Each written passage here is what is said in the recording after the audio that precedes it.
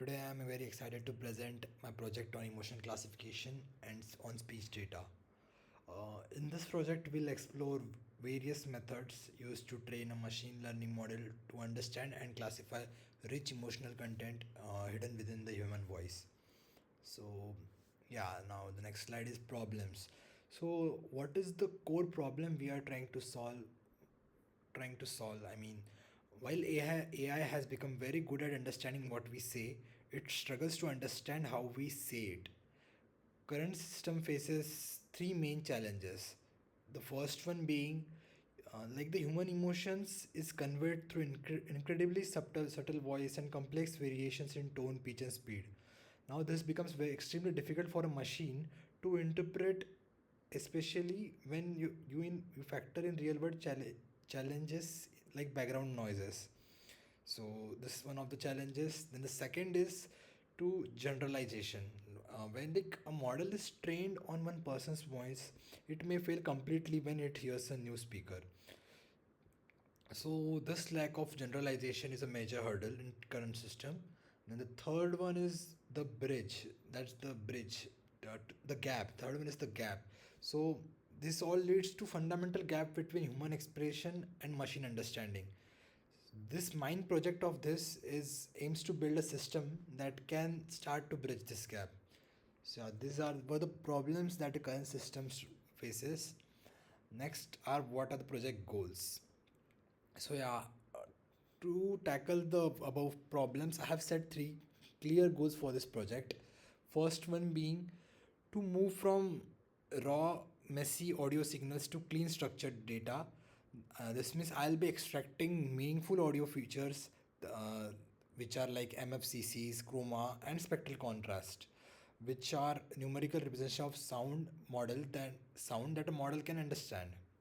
So the second one is to train and just as importantly evaluate machine learning models to effectively recognize and classify a range of emotional states. So this emotional states include happiness, sadness, anger, fear, and a neutral tone also. Now the third one being the ultimate objective. The ultimate objective is to build a model robust enough for real world applications. This could be used in areas like human computer interaction, call center analytics, or even in mental health monitoring models. So, these are my three clear goals that I'm going to achieve. Now, fourth is the data set. The data set I have used here is a large, not very large, but a data set of 2500 audio files. It's a high quality balanced data set featuring 12 different actors, both male and female. This is crucial for helping our model generalize beyond a single gender as well. Now, the data is also diverse in expression. It includes both spoken speech and singing samples. It covers six primary emotional states: happiness, sadness, anger, fear, surprise, and neutral as well. So, yeah, these recordings serve as the foundation for future attraction, model training, and validation in the emotional recognition pipeline. So, this is all about the data set. Next one being pre-processing. Yeah, this is one of the most initial step of my project. Uh, as I told you, raw audio is incredibly messy, so we must clean and process it before we can extract features. My pipeline involves several steps. First being noise reduction, that is to remove any background noise and improve the clarity of the voice signal. Second, second being silence trimming to automatically cut out any long empty pauses at the beginning or end of the clips. Third is resampling. I mean, all the audio files that were given were standardized to a 16 kilohertz sampling rate. This ensures consistency as different microphones might record at different rates. Fourth one being normalization. Normalization, which scales the audio amplitude to a consistent level. This prevents the model from thinking a loud recording is necessarily an angry one. After fourth is then feature extraction. This is again a very important step of the project of pre-processing basically. Only after cleaning the data, we can perform the feature extraction. I extracted a suite of features, or the features being MFCCs, that is Mel frequency substrate coefficients, then chroma features, these are related to the musical pitch of the audio, then also spectral features, which describe the brightness or timbre of the sound. and also zero crossing rate, that is ZCR, which is a simple count of how often the signal crosses the zero axis, often indicating noisy or S sounds. So this process transforms a raw audio wave into a clean numerical vector that our model can finally learn from. So these were the pre-processing steps. Again, next is waveforms. This slide gives you a great intuition for what we are talking about. A waveform simply shows the amplitude, that is loudness of the audio over time. Here you can look at the top waveform. For fearful, that is, you can immediately see high, sharp peaks and rapid fluctuations. This visually represents the high vocal intensity and stress in the speaker's voice. Now compare that to the bottom waveform of disgust. The amplitude is much lower and pattern is smoother. This reflects more control, less energetic, and lower pitch tone. These visual differences are precisely what our numerical features like MFCC spectral contrast are designed to capture and quantify for the model.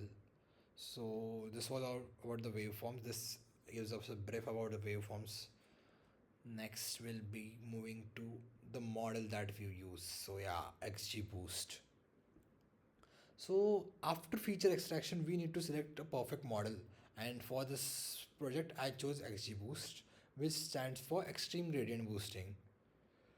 XGBoost is highly efficient and powerful in simple learning algorithm. It doesn't just build one decision tree; it builds hundreds of them sequentially.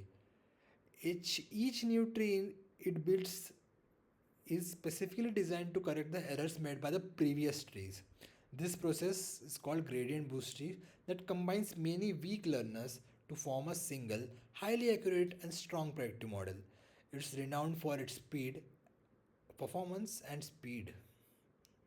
So this was about the model XGBoost. Now, why XGBoost for this project? The main reasons were it delivers high performance, consistently outperforming the traditional models in classification tasks. So high performance was one of the reasons. Second was it excels at handling non-linear relationship. That is, emotion isn't simple. A higher pitch doesn't always mean happy. XGBoost can capture these complex, nuanced patterns in the audio features. So to capture these non-linear relationships, I prefer to use XGBoost. Again, the third factor was regularization. This model has built-in L1 and L2 regularization, which is a crucial technique to prevent overfitting. This ensures the model generalizes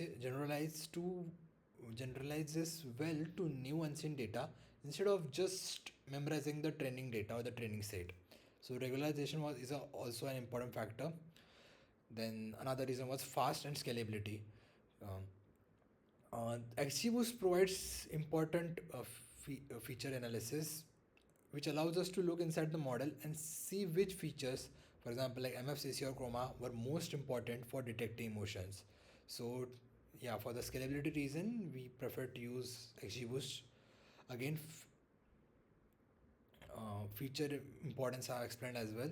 So, these were all the reasons, like to balance between accuracy, interpretation, and computational efficiency. I used XGBoost. Now again, the very initial important step, model training. Uh, Here's how this slide tells how the model was trained. Firstly, the fully pre-processed data set was divided into an 80% of training set and a 20% of validation set. The model learns from the 80% and is tested on the 20%.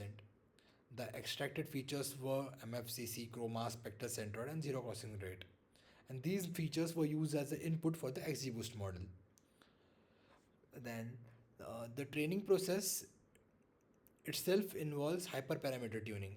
This means I experimented with settings like learning parameters, learning rates, max depth of the trees, and the number of estimators to find the perfect combination that gave the best performance. I also used one of the features, that is early stopping. It's a technique where you stop the training process if the model's performance on the validation set stops improving. So that is we don't waste our time, and yeah, it stops training. This is another step which is very essential to prevent overfitting.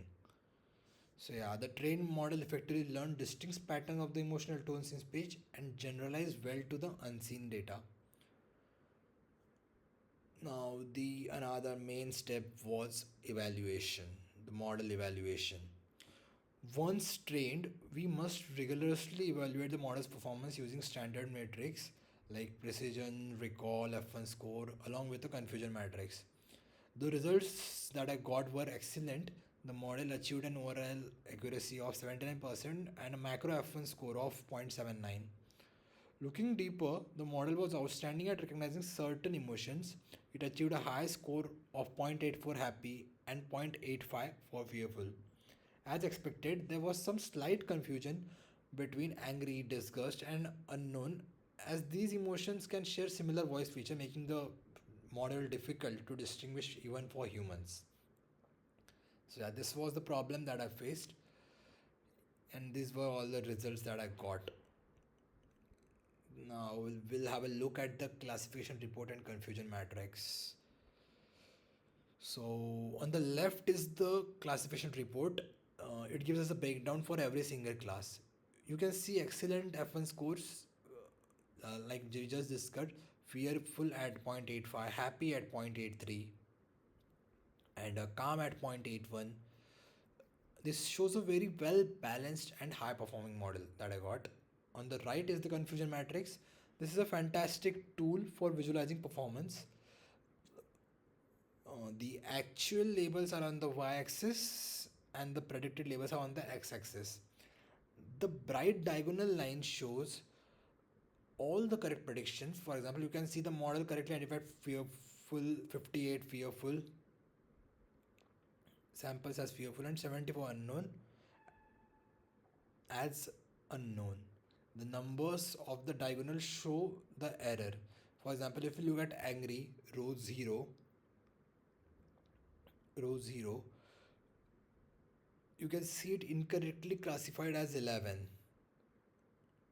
Angry samples as discussed class 2. This comes from the small overlap we mentioned, but overall the strong diagonal line proves the model is highly accurate. Now, yeah, this was all the class about classified and classified matrix. And yeah, now what's the conclusion that we get? In conclusion, I would like to say that this project successfully demonstrated an end-to-end pipeline for classifying emotion from the given speech data. We applied robust audio pre-processing and feature extraction techniques to effectively capture emotional cues from raw audio. The trained XGBoost model achieved a high accuracy of 79% and showed strong generalization, allowing it to effectively distinguish between complex emotion classes. This project confirms that it has immense potential of combining signal and with modern machine learning to build systems that can finally begin to understand the human voice on an emotional level. I have also kept the codes here, yeah, but I would also like to explain the codes that I have submitted and what every code does. So I'll like to explain this. Yeah. So the first step here was to import the all the setup and imports all the necessary libraries. We import pandas and numpy for data manipulation and numerical operations. So yeah, we imported panda and numpy here. Then we also import OOS to navigate the file system and find our audio files. Librosa is the most important library here. Yeah. Then also we have imported MATLAB, Seaborn, and which are used for data visualizations. Then from scikit-learn we import all the tools we all import all the tools we need for modeling. Yeah, so we'll move forward from the importing part. We'll now move to loading and structuring the data. First, we define a simple Python dictionary called emotions. This maps the numeric code from the dataset file names like 1, 2, 3 to human readable labels like calm, happy, sad. Then we define a helper function that is named as extract data from name. The file names in this data set are very structured. Example, like it is like 03 dash 0105, something like that, dot wave. So this function splits the file name by the dashes to pull out all the metadata like the emotion ID, actor, and gender. The create data frame, the below one, the create data frame function ties it all together. It uses os.walk. It uses os.walk to go through all the dataset folders, finding every .wav file, and uses our extract data from name function to process it. It also stores the full file path. Finally, we call this function and store everything in a single data frame called def. This df now holds all our audio files and their labels perfectly organized. Now next we'll be moving to the next step, that is exploratory data analysis, that is EDA. Before we extract features, it's good to see our data. Here we loop through each of our defined emotions. For each emotion, we find the first audio file with that label. We use librosa.load. We use librosa.load to load the audio file. Then we use librosa.display .waveshow to plot the waveform. This visualization helps us to confirm that emotions do in fact have different visualization signatures in their amplitude over time. Here we can see the results like for calm, happy, sad, angry, fearful, disgust. So this was about EDA. The next very important step, that is feature extraction. This is the most critical audio processing step. A machine learning model cannot understand a raw audio wave. It needs numbers. So we define a function called extract MFCC features. Inside the function, we use librosa.load, okay, to get the audio signal as a time series array. So we created a time series array here. Then we call the key function, that is librosa.feature.mfcc. This function analyzes the audio signal and extracts the MEL frequency substrate coefficients. We have set it to extract 40 coefficients, so it will be extracting 40 coefficients. Then this MFCC function returns a 2D array, that is the coefficients over time. To add a single fixed size vector for each file, we transpose it and calculate the mean of each of the 40 coefficients across the entire clip. This gives us one vector of 40 numbers that summarizes the entire audio file's vocal characteristics. So yeah, we apply this function to every file in the path, every file path in our data frame, and stack all the resulting vector into single feature matrix called X. This is where we stack it all together. Okay, cool. Then we move to the preparing data for modeling part. Here we installed XGBoost. I already told why we chose XGBoost and all stuff. Then yeah, we'll be preparing the data for that we are going to feed for the XGBoost model. So we have our feature matrix X, like I told, we have stacked it everywhere here. So we have already our feature matrix X now, and it is like it is a matrix or a vectors of 40 coefficients. So now we create a target vector Y, which is the list of emotions labels from the data frame. Models don't understand text like happy, sad, so we use scikit-learn's label encoder.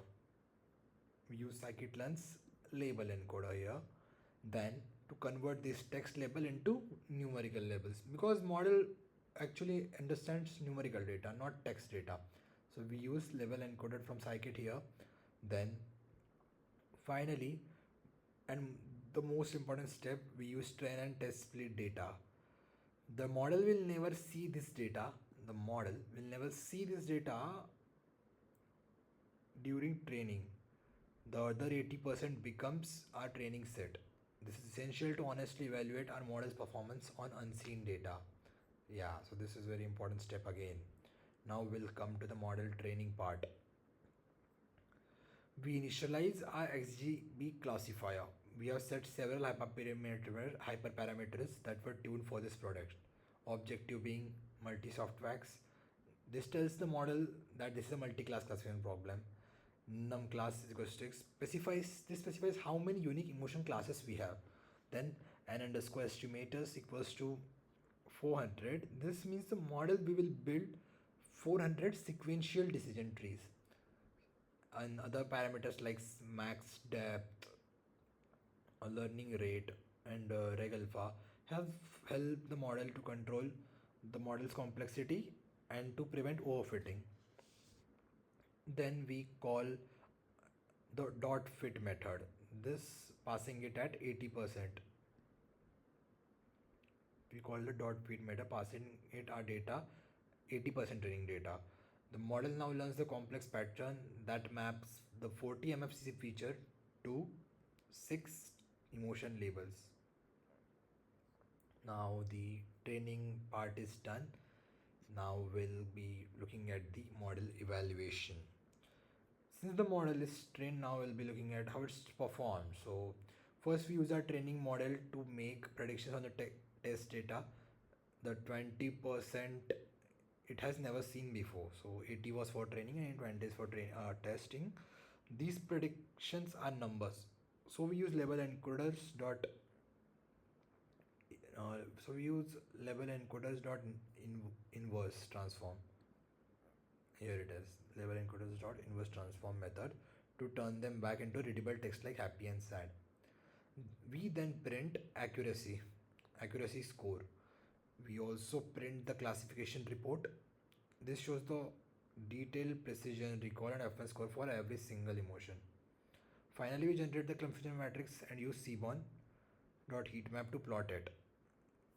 There's the confusion matrix. This gives us a great visual of exactly which emotions the model predicted correctly and which ones it confused. Finally, the final step is saving the model. As a final step, we use the Pickle library to save our trained XG model and our label encoder to disk. This is a crucial step for deployment and it allows to reload our fully trained model in another application without having to retrain it from scratch. So this was all about the code explanation. Now I have also deployed this using a Streetlit app to give us some results, to show us some examples. So I'll be showing that as well. So this is a Streamlit app. So I'll be putting some files here and it will be giving me results. So for example, I'll be playing this sound. I have added this. Dogs are sitting by the door.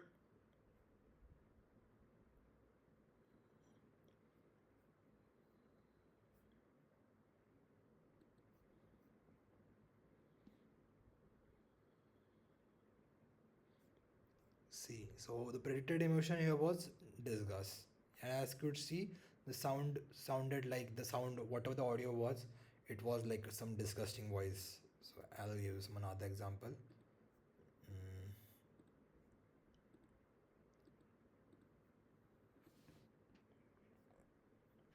We'll play this. Dogs are sitting by the door. This is kind of similar, so I'll play something else.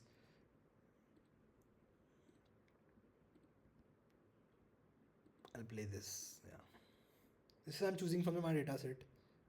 Dogs are sitting by the door. Now let's see what kind of emotions does it show.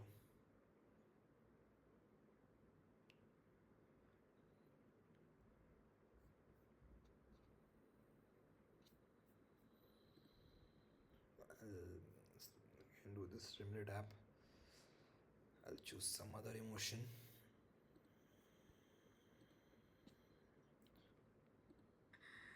Kids are talking by the door. So yeah, this was again some disgust voice. I'll show another example.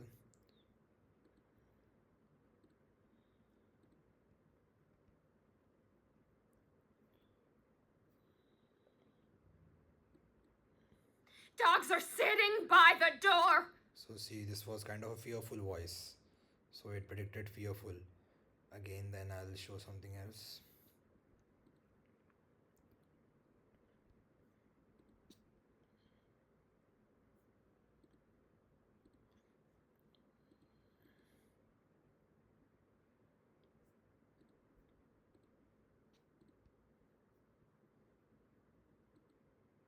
Kids are talking by the door. This is again fearful. I'll choose something else. Sorry.